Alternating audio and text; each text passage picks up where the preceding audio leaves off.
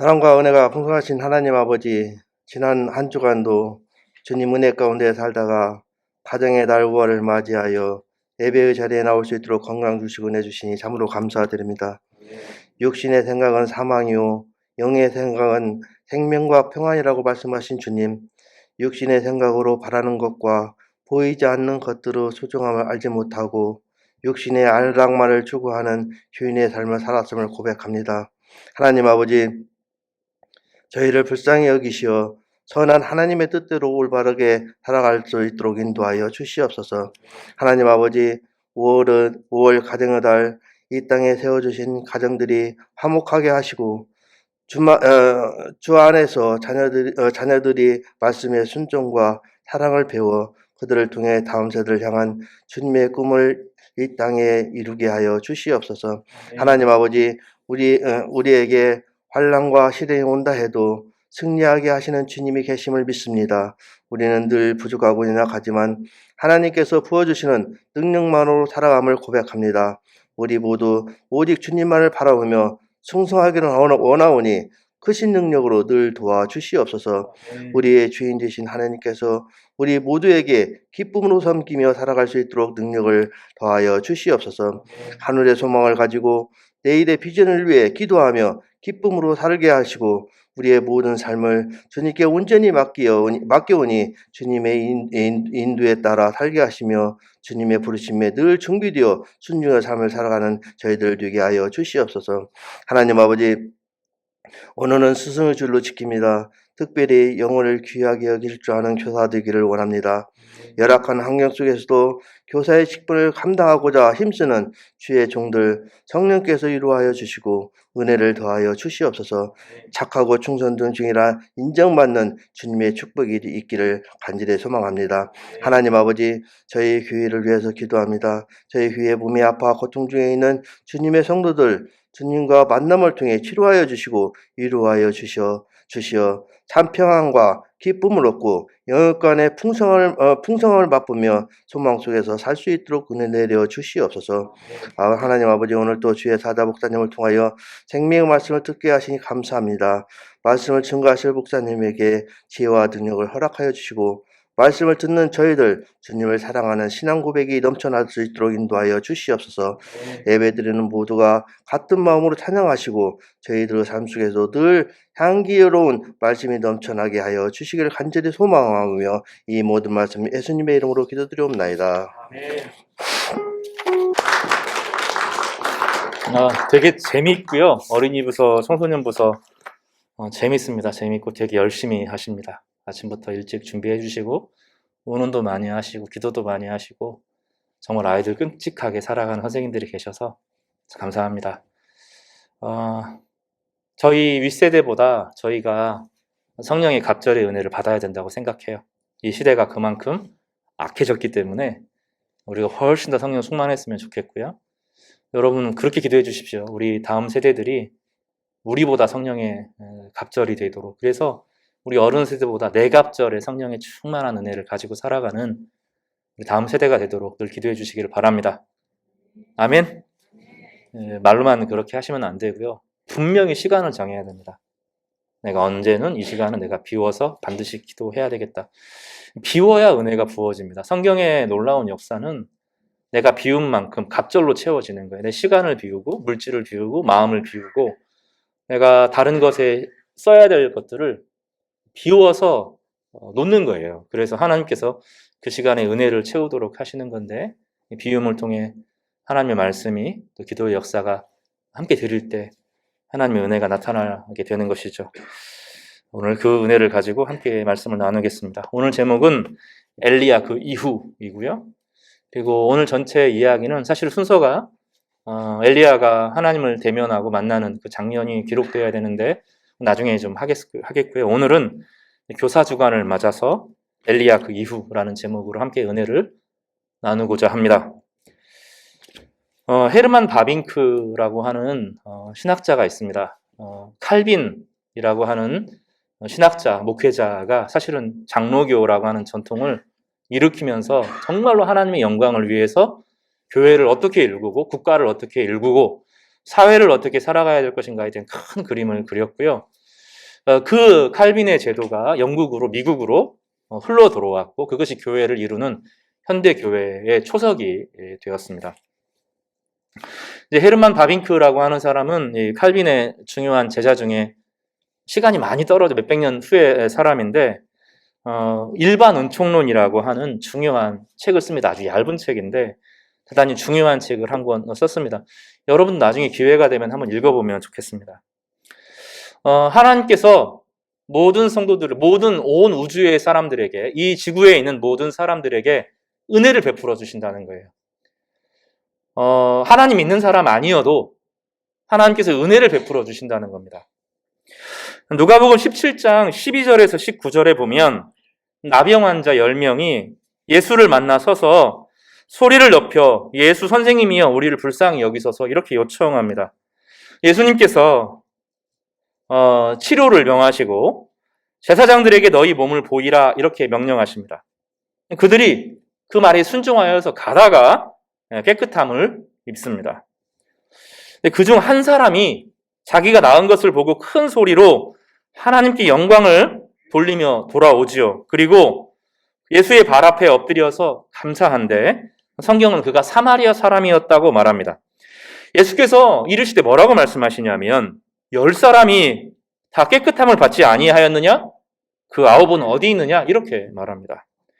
이 이방인 외에는 하나님께 영광을 돌리러 돌아온 자가 없느냐 하시고 그에게 이르시되 일어나 가라 내 믿음이 너를 구원하였느니라 하시더라 이렇게 말씀하셔요. 10 중에 이 9명은 치료를 받았지만 구원은 받은 것이 아닙니다.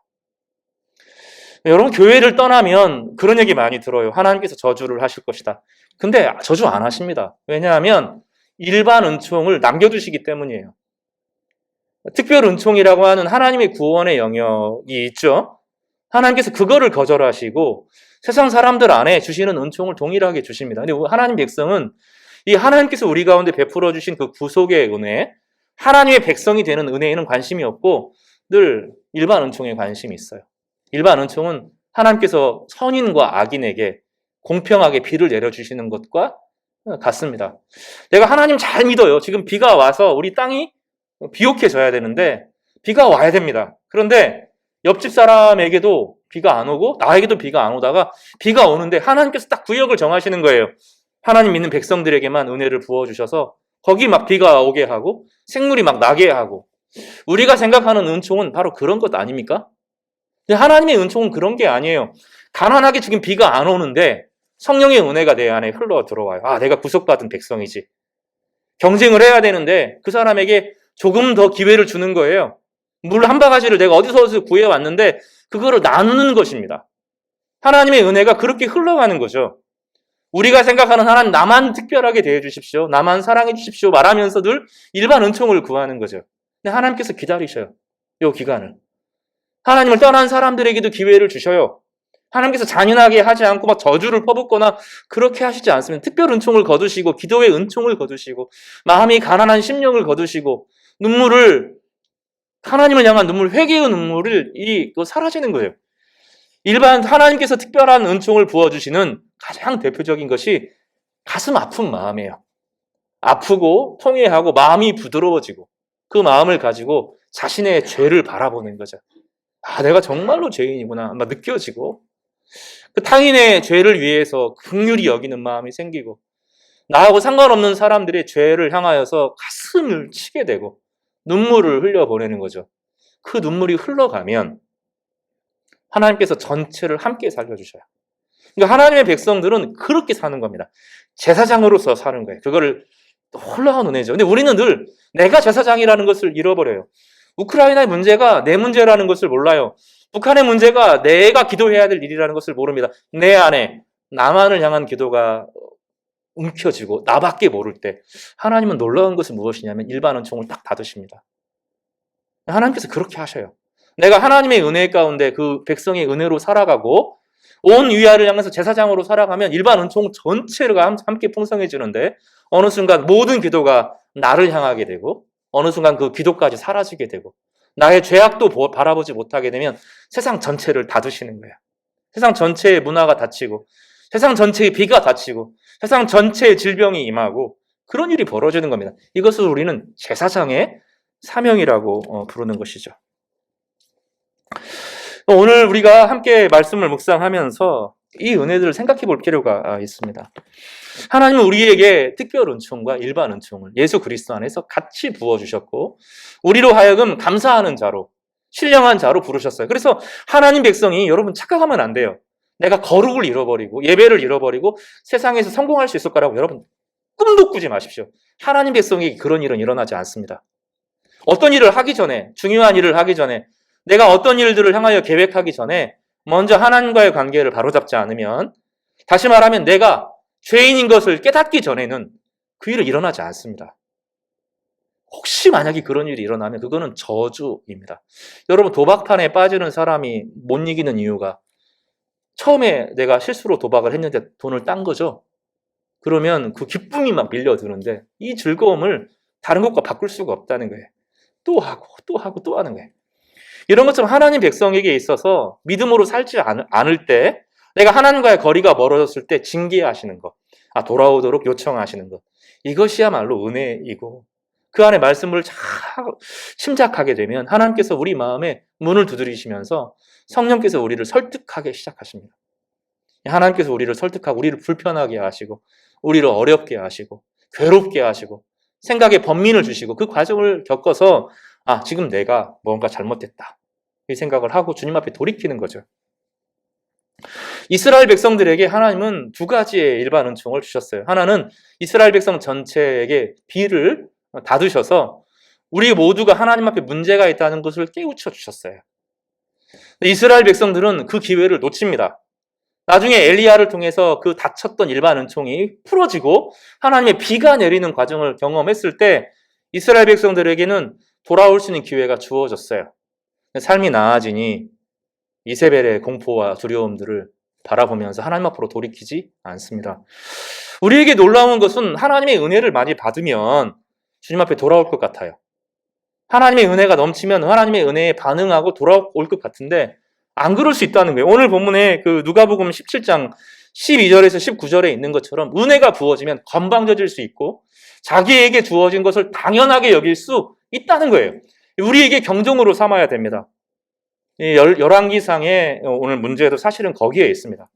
하나님의 은혜가 부어졌어요. 그렇죠? 엘리야의 중보 기도를 통해서 3년 반 동안 닫혀있던 문이 드디어 하늘의 문이 열리고 하나님께서 비를 내려주셨습니다. 문제는 무엇입니까? 안 돌아오는 거예요. 이세벨도 끔찍하지 않고 하나님의 백성이라고 여겨졌던 이스라엘 백성들도 나중에 하나님이 남겨두셨다 이런 말씀 하시지만 그들은 돌이키지 않았습니다. 여러분, 은혜가 부족해서 회개하지 않는 것이 아닙니다. 따라서 볼까요? 은혜가 부족해서 회개하지 않는 것이 아니라 다시 내 마음이 강팍해져서 은혜에 반응하지 못하는 것이다. 이게 참 무서운 거예요. 문둥병을 나는 것보다 차라리 문둥병일 때는 사마리아 사람들, 유대 사람들이 같이 살았어요. 오늘 본문에 보면 그래요. 그런데 문둥병이 치료가 되자 유대인들은 다 유대로 넘어가고 사마리아인은 결별되고 분리되고 원수로 다시 돌아가게 되죠. 같이 병자였을 때는 한 마음이었는데 낫기만 하면 되겠는데 치료가 되니 이들은 더 이상 은혜가 필요 없었고 주님 자신에 대한 관심을 기울이지 않았습니다. 오늘 본문은 이스라엘 백성들의 그런 심각한 영적인 그 강팍함을 우리 가운데 보여줍니다. 교회의 은혜가 부족해서가 아닐 수 있어요. 예수님 때 수많은 사람들이 예수님의 음성을 들었지만 반응하지 않았습니다. 어쩌면 내 안에 목사님에게, 장로님에게, 집사님에게, 교회에게 문제가 있는 것이 아니라 어쩌면 내 자신에게 문제가 있을 수 있어요. 내 마음이 강팍해지고 하나님의 은혜가 부어짐에도 불구하고 그 은혜를 느끼지 못하는 그런 우리 자신들의 모습이 혹시 우리의 모습은 아닌지 돌이켜야 됩니다. 삶을 산다는 것은 삶의 무게를 짊어지는 것인데 은혜를 받은 사람이 해야 될 일들은 이웃의 짐을 짊어지고 교회의 짐을 짊어지고 함께 나아가는 거예요. 그 과정을 통해서 성장합니다. 은혜를 받고 이웃의 사랑의 짐을 함께 짊어짐으로 비로소 자기 자신이 되어가는 존귀한 과정이 주어지는데 그 과정을 잃어버리는 것이죠. 그럴 때 오늘 본문은 우리에게 성령의 역사를 사모하도록 요청하고 성령의 은혜를 구하는 자에게 갑절의 영감을 부어주시겠다고 말씀합니다. 오늘 교사 주간을 통하여서 강팍한 마음이 내려막히지기를 바랍니다. 부드러운 마음으로 변하기를 간절히 바라고 주님 저에게 성령을 부어주십시오. 간구하는 저 지혜로운 성도님 되시기를 주님의 이름으로 축복합니다. 오늘 말씀은 세밀한 말씀이라기보다는 이제 굵직굵직하게 전체의 이야기를 좀 살피고 그리고 이제 다음에 자세하게 그 내용들을 좀 구체적으로 살펴보도록 하겠습니다. 전체 구조가 좀 오늘 필요합니다. 첫 번째로 역사의 종말이 아직은 아니라는 거예요. 열왕기상 18장 이야기를 전체적으로 추스려 보면 엘리야가 영적인 승리를 얻습니다. 호렙산에서 엘리야가 승리를 18장에서 보면 승리를 얻습니다. 그때 어떤 일이 일어납니까? 두 가지 일이 일어나는데 따라서 해볼까? 불과 물. 크게 해요. 불과 물. 불이 내려서 뭘 태워요? 제단을 태웁니다. 그리고 나니 뭐가 회복돼요? 비가 회복됩니다. 이게 순서가 바뀔 수 없습니다. 하나님께서 이 죄를 엘리야의 제사가 무엇이에요? 이스라엘 백성들의 기억을 회복하는 거죠. 우리가 하나님의 백성이었다. 단을 세워서 정체성을 회복하죠. 두 번째 뭐가 합니까? 제단을 물을 부어서 회개의 마음을 쏟죠. 엘리야의 마음 전체를 쏟아 부어서 하나님께 온전한 예배를 회복합니다. 그러니까 예배가 회복된 것이죠. 예배가 회복되니 하나님께서 예배를 받으시고 그 예배를 받으셨다는 흔적을 뭘로 하셔요? 불을 내려서 제단 전체를 태우심으로 하나님과 이스라엘 백성의 관계가 다 회복된 것은 아니지만 엘리야의 제사장적 기도를 받으시고 그 안에 회복의 은혜를 베풀어 주신 것이죠. 성도 여러분, 누군가가 기도해야 됩니다. 자기 가정을 위해서 이 엘리야처럼 마음을 쏟아놓고 기억을 하셔야 돼요. 자신의 기억을 되살려야 됩니다. 아, 나는 하나님의 거룩한 백성이었구나. 예수께서 나를 위해서 죽으셨지. 우리나라의 민족은 하나님께서 구원하셨지. 이 땅의 교회는 하나님께서 세우셨지. 이 기억을 복원하고 또 누군가는 이 마음을 쏟아서 자신의 가족을 위해서 언젠가는 되겠지. 그렇게 하시면 안 돼요. 언젠가 하나님께서 구원하셨지. 거기 뭐가 필요합니까?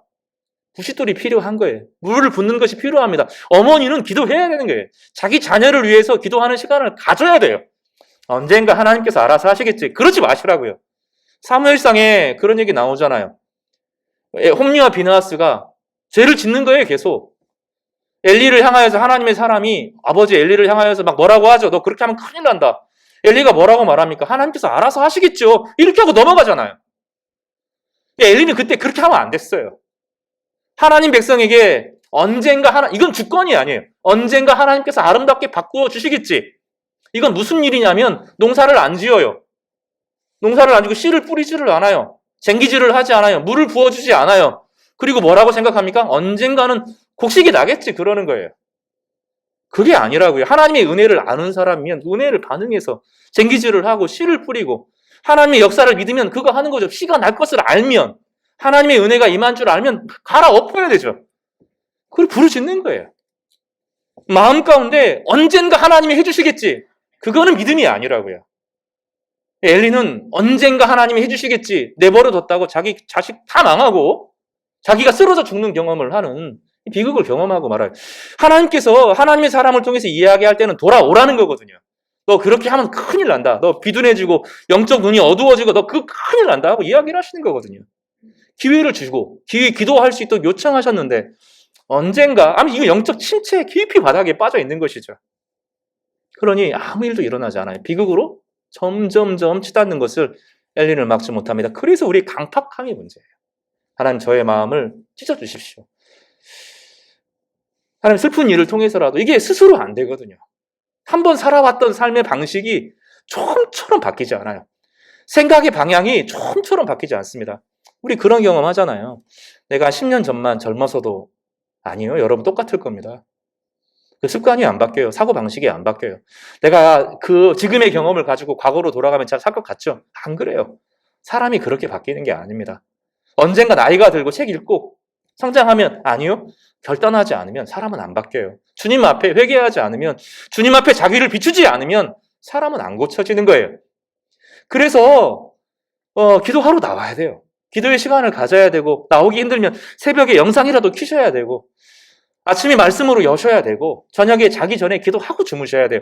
이 가장 기본적인 생활들에서 되지 않으면서 언젠가 하나님께서 은혜 주시겠지 기대하지 마세요. 여러분 그런 일이 일어나지 않습니다. 그렇게 안 돼요. 은혜를 받았다고 해서 은혜가 내 안에 들어오는 게 아니에요. 오늘 증거가 있잖아요. 증거가. 이스라엘 백성들은 그 엄청난 경험을 해요. 엘리야가 부어주는 경험을 해서 어떤 일이 벌어집니까? 엘리야를 통하여서 비가 내리잖아요. 은혜가 부어졌잖아요. 그러면 누군가는 변해야 되잖아요. 하나님 정말로 하나님 살아계십니다. 앞에서는 하나님 사랑합니다. 앞에서는 하나님께서 역사하십니다. 그렇게 받아들이죠. 그런데 안 해요.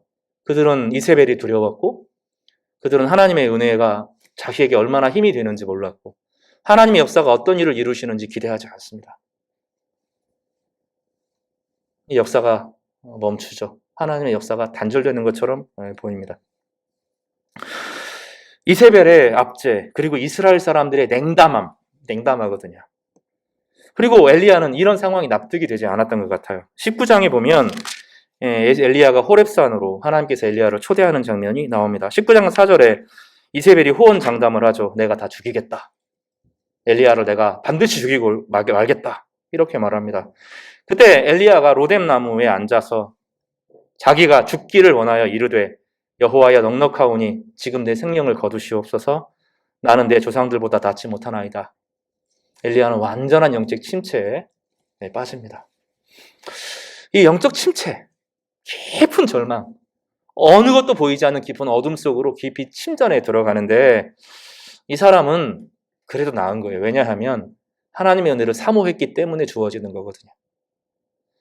엘리야와 이스라엘 백성들과 하나님께서 무게를 재시면 누구의 무게를 재시겠어요? 누가 무게가 나간다고 하시겠습니까?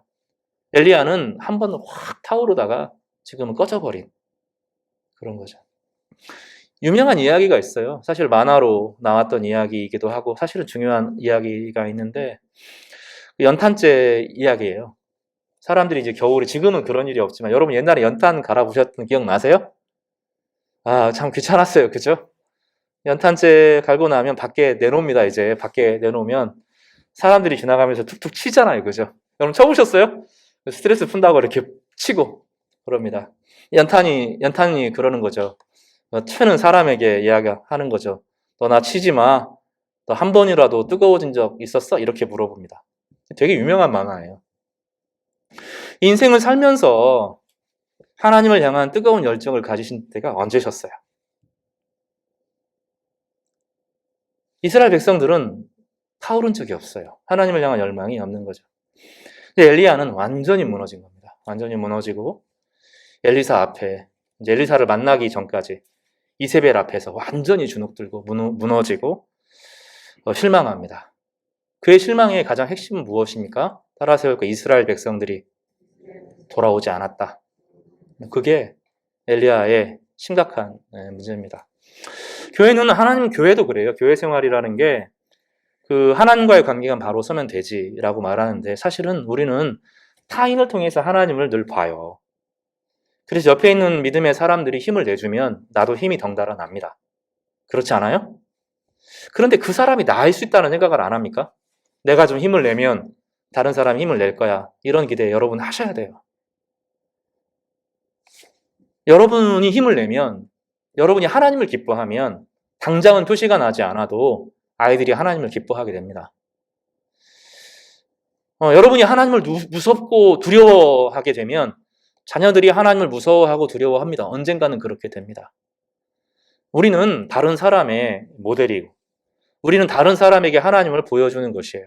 그래서 우리는 서로가 서로에게 깊이 실망해 있어요. 저희 교회는 사실은 하나님을 향한 관계도 그렇지만 서로에 대한 실망이 되게 큰 교회예요. 내가 모델이 돼야 되고 내가 모델이라 하는 것을 잊어버려요. 자꾸. 내가 믿음의 기준이고 내가 하나님의 사람이고 내가 하나님의 빛을 비추는 사람이라는 것을 잃어버려요. 여기서 벗어나야 되는 거예요. 이거를 이 악순환에서 떨쳐 일어나셔야 됩니다. 이거 성령의 은혜가 아니면 안 되는 거예요. 오늘 집사님 말씀하신 것처럼 주께서 내가 기준이고 내가 하나님의 백성이고 나를 통해서 일하실 수 있음을 좀 고백하시면 좋겠어요. 이 엘리야는 성직자가 아니에요. 엘리야는 전통 제사장이 아니에요. 그저 하나님의 부르심을 받고 하나님을 부르심을 사랑하는 한 사람이 일어났을 뿐이에요. 하나님께서 그를 사용하시잖아요. 바로 이런 일들이 우리 가운데 일어나기를 바랍니다. 여러분 다른 사람 실망시키지 마세요. 직분으로 세워졌다 하는 것은 그런 의미를 함께 가져요. 내가 당신을 믿고 따르겠습니다. 그런 의미를 가져요. 징징징 거리지 마세요. 우리가 이제는 그럴 나이가 아니죠. 신앙생활을 오래 배웠잖아요. 연세가 드신 분 우리가 존경하고 사랑해 드리지만 오랫동안 하나님을 배우셨다면 이제 그걸 보여주셔야 돼요. 내가 하나님의 사람이구나. 나를 통해서 다른 사람의 영향을 받겠구나. 그런 마음을 갖는 거예요. 교회는 그렇게 서로가 서로에게 힘이 되고 능력이 되는 방식 안에서 선순환을 통해서 부흥의 역사가 일어나는 겁니다. 근데 엘리야는 너무 절망해요. 자신의 3년 반 동안 그 사람 정말로 굶어 죽듯이 기도했거든요. 하나님의 은혜 하나만 바라고 온 힘을 다하고 목숨을 다했거든요. 그리고 이제 막 불이 임하고 비가 막 오고 그러면 이스라엘 사람들이 반응할 줄 알았어요. 그런데 안 변해요. 여러분, 그래요. 하나님의 은혜가 부어지고 때로는 심판이 부어지고 때로는 은혜가 부어진다고 사람이 막 바뀌는 게 아닙니다. 막 기적이 일어난다고 사람이 고쳐지는 게 아니에요. 엘리야는 그거를 보고 절망하고 무너집니다. 이게 이제 18장, 19장의 이야기입니다. 19장에는 엘리야의 그 깊은 절망이 아주 노골적으로 드러납니다. 이스라엘 사람들은 일반 은총에 머물렀어요. 비가 오면 됐어요. 하나님이 자기에게 없어도 비가 오면 문제가 해결된 것으로 본 겁니다. 하나님 자신에게 관심이 없었습니다. 그런 상황에서 엘리야는 로뎀 나무에서 하나님께 요청하죠. 내가 죽었으면 좋겠습니다. 뭐라고 말하냐면 내 생명을 거두시옵소서. 넉넉합니다. 이미 충분합니다. enough, 충분합니다. 나는 충분합니다. 더 이상 못합니다. 떼를 부립니다. 나는 못합니다 하고 주저앉습니다. 엘리야의 편에 누군가가 있었다면 좀 달랐을 거예요. 누가 격려해주고 같이 기도해주고 같이 위로해주고 같이 섬겨주고 밥 한 끼 사주고 너 참 고생했지. 누가 좀 알아주고 우리 같이 중보기도 해보자. 너 혼자 절망하지 마라. 이랬으면 엘리야가 이렇게 안 그랬을 거예요. 그는 늘 마음 가운데 나 혼자야. 나를 위로해줄 사람, 내 마음을 알아줄 사람, 같이 기도해줄 사람, 같이 성경을 공부할 사람이 나의 안에는 없어. 이렇게 말하는 거예요. 여러분 주변에 그 성도들을 정말로 귀하게 여기셔야 돼요. 내 옆에 있는 한 사람이 그냥 있는 게 아닙니다. 그 사람이 귀찮게 전화해주는 거, 그거 받으셔야 돼요. 나를 위해서 기도해주는 그 한 사람이 나를 지켜주는 거예요. 여러분이 그런 사람이 또 되어주시기를 바랍니다. 엘리야는 그 하나님의 은혜를 그렇게 많이 경험했어도 사람들이 변하지 않고 자기와 함께 믿음의 동역자로 함께 살 수 있는 사람이 없다는 것에 무너지고 맙니다. 하나님은 너 왜 그렇게 해? 이렇게 혼내시지 않고 그를 위로해 주시고 이해해 주십니다. 하나님은 엘리야를 내치시는 것이 아니라 더 강하게 밀어붙이시지 않고 그의 마음을 위로해 주시고 그를 새롭게 하나님과 만나게 하십니다. 19장 후반절에 보면 하나님과 엘리야의 관계가 설명이 되어져요. 19장 10절에 엘리야가 이렇게 따집니다. 따라서 해볼까요? 오직 나만 남았거늘. 그럼 신앙생활 하다 보면 그럴 때가 있어요. 그죠? 나만 있는 것 같아요. 홀로 있는 것 같아요. 내 상황을 아무도 모르는 것 같아요. 하나님을 향한 열망을 가진 이 사람이 완전히 무너졌을 때 오직 나만 남았다. 이런 고백을 하게 됩니다. 근데 하나님께서 어떤 환상을 보여주시는데 환상에 직접 보여주시죠? 여기 보면 세 가지를 보여주세요. 따라서 해볼까요? 바람, 지진, 불. 다시 크게 바람, 지진, 불. 크고 강한 바람이 붑니다. 태풍을 보여주셨던 것 같아요. 바위를 붓습니다. 싹 없애요. 이 바람이 우리는 이 바람의 위력을 잘 몰라요. 태풍을 1년에 몇 번 경험하지만 바람의 위력을 잘 모릅니다. 근데 미국 사람들, 일본 사람들, 대만 사람들 이 태풍의 위력을 정말 기가 막히게 바람이 한번 불면 모든 것을 다 부시고 무너뜨립니다. 근데 하나님께서 거기에 안 계셨어요. 안 계셨다는 게 중요합니다. 지진 가운데 하나님께서 지진으로 땅을 흔드십니다. 일본 사람들은 지진을 무서워하잖아요. 지금도 지금 일본에 몇 가지 지진이 한 달 정도 사이에서 큰 지진이 몇 번이 났어요. 우리는 잘 모르고 우리는 지금 일본 사람들 이야기 관심 없기 때문에 방송 보도를 잘 하지 않는데 일본의 지진이 몇 번에 되게 큰 지진이 난 겁니다. 이거 정말로 큰 지진이 전조라고 생각해 일본 사람들이 되게 두려워하는 공포의 심리를 막 지금 읽을 수가 있습니다. 쌓아놓고 무너뜨리고 하나님께서 한번 사람에게 개입하셔서 삶의 지진을 일으키는 경우가 있어요.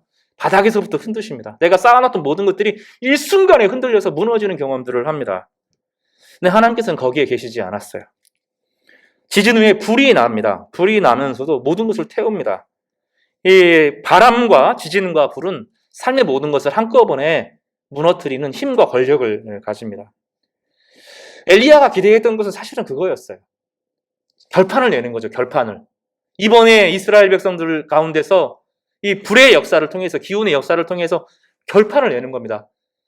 끝나는 거예요. 모든 악한 사람들이 다 몰아붙이고, 모든 악한 사람들이 다 죽는 경험. 하나님의 정의가 막 드러나는 그런 경험들을 하기를 바랬어요. 우리가 가지는 기대가 그거거든요. 젊은 사람들이 가지는 기대가 그거예요. 근데 요즘에는 젊은 사람들이 그런 기대를 안 가지는 것 같아요. 꿈이나 비전이나 소망들이 점점 상실되고 나 하나 겨우 살기를 원하는 수준으로 떨어지고 맙니다.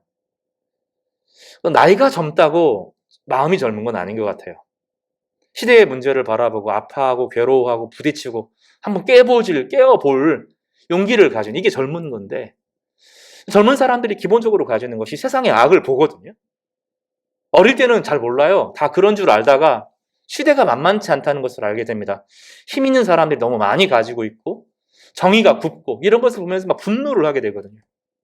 엘리야는 마음이 젊은 사람이었어요. 그래서 이 이세벨을 통해서, 아합을 통해서 드러나는 악한 정치가 끝나고 그 배후에 있는 바알과 아사라의 악한 세력이 끝나기를 바라고 목숨을 걸고 기도를 합니다. 그리고 하나님께서 이것을 바로잡아주고 모든 악을 심판하기를 바랬는데 이스라엘 백성들은 돌이키지 않고 이세벨의 세력은 등등하고 아합은 여전히 악을 행합니다. 하나님 크고 강한 바람으로, 지진으로, 불로 그거 다 태우시고 하나님 나라 세우시면 안 됩니까? 우리 한때 다 그런 마음 가지고 있었잖아요. 근데 그런 것이 안 될 때 우리 마음은 포기하죠. 하나님의 나라는 세상에 임하지 않아. 나 겨우겨우 신앙생활을 하는 거죠. 오고 가고 겨우 주일 예배 하나 드리는 거. 어쩌다 한번 성경 읽는 수준으로 떨어지고 말아요. 하나님은 내 삶에서 역사하시지 않는 분이야. 하나님은 이 시대 가운데 관심이 없는 분이야. 하나님께서는 말로만 계시는 분이고 우리 교회 안에만 어쩌다 계실지 모르지만 사실은 삶에 상관이 없는 분이야 하고 마음을 닫는 거예요. 12절을 함께 읽어보겠습니다. 19장 12절 말씀입니다.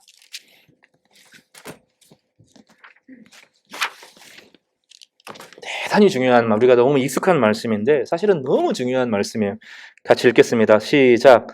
또 지진 후에 불이 있으나 불 가운데에서도 여호와께서 계시지 아니하더니 불 후에 세미한 소리가 있는지라. 그 후에 뭐가 있어요? 하나님의 음성이 있고 하나님의 말씀이 주어집니다. 하나님은 안 끝났다는 거예요. 불과 지진과 바람으로 역사가 해결되지 않는다는 겁니다. 여러분, 사람이 기적을 경험하면 예수님 믿을 것 같아요? 시간이 지나면 우연이지 잊혀집니다. 그렇게 사람이 안 변합니다. 사람의 마음은 그 정도로 흔들릴 게 아닙니다. 사람의 마음속에 또아리를 틀고 있는 사탄의 권세와 악한 세계관은 너무 견고해서 기적으로 해결되는 게 아닙니다. 불로, 물로, 치료로 막 몸이 낫고, 예수님 때도 그러잖아요. 문둥병자들이 다 고침받고 기적이 일어나도 그때뿐입니다. 그때는 하나님이 하신 것처럼 보이지만 아닙니다. 사람들은 다 잊어버려요. 우리 안에 강팍한 것이 있는 거예요. 우리 마음 본성 안에, 이게 칼빈이 맞아요, 저는. 우리 안에 하나님을 대적하는 마음, 하나님을 마음에 두기 싫어하는 마음이 있는 거예요. 내가 주인 되고 싶고 내가 잘 되고 싶은 마음이 있는 거지 하나님을 내 마음 중심에 두고 싶지 않아요. 그것이 우리의 본성이라는 거죠. 그러니 존귀함을 누릴 수가 없는 거예요. 하나님은 엘리야보다 인내심이 깊어요. 안 끝났다는 거예요. 그리고 엘리야에게 말을 주는 겁니다. 하나님의 말씀을 전해주고, 그리고 그 역사가 하나님의 말을 통해서 계승되는 것을 세상의 역사의 흐름을 통해서 아람의 왕을 세우고 북이스라엘의 새로운 왕을 세우고, 무엇보다도 엘리사라고 하는 말씀의 사역자를 준비하면서 그 일들을 계승하겠다고 하십니다. 그리고 이 엘리야의 사역은 엘리사에게로 이어지게 되는데 이게 핵심이에요. 긴 이야기를 오늘 다 할 수는 없지만 엘리사를 오늘 열왕기상 19장에서 19절에서 21절까지 엘리사를 부르는 이야기가 기록되어 있는데, 엘리사가 대범한 사람이었어요. 소 24마리를 가지고, 한 겨리가 2마리거든요. 24마리로 소를 가는 사람이고, 하나님께 자기가 부름 받았다는 것을 딱 인식하자마자 자신의 모든 소유를 내려놓고 부모님과 딱 결별하고 소 2마리를 하나님께 드리고 나눠주고 함께 먹고 화목제를 드리고 번제와 화목제를 드리고 딱 결별하고 엘리야를 따릅니다. 오늘 이제 이 깊은 이야기는 나중에 좀 하겠지만 열왕기야 2장에 보면 따르는 과정이 그 열왕기상에서부터 후반부에서부터 열왕기 하까지 쭉 이어져요. 엘리야가 이제 부르고 엘리사가 엘리야를 따라가는 이야기가 자세하게 아주 기록되어 있는데 여기 따름이 되게 중요합니다. 따름.